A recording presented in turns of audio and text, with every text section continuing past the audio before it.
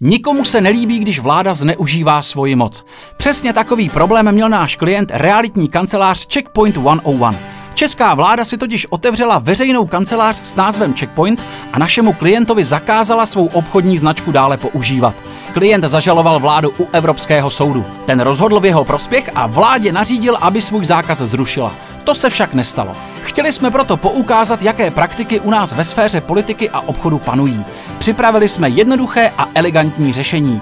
Když vláda neoprávněně sebere váš majetek, vezměte si na oplátku ten její. A tak jsme nabídli na prodej Pražský hrad. Vytvořili jsme stránky www.pražskihradnaprodej.com a rozjeli mediální kampaň nejen na českých, ale i britských a amerických portálech s nemovitostmi.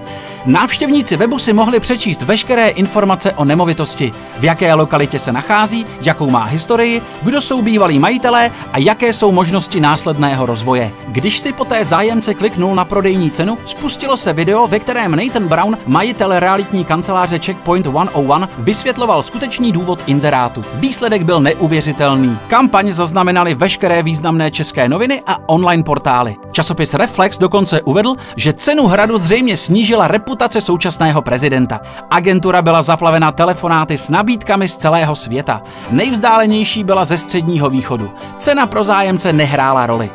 10 dní po zahájení kampaně byl náš klient Nathan Brown přímo kontaktován právníkem ministerstva vnitra, který vyjádřil porozumění a nabídl mu plnou podporu v nápravě celé situace.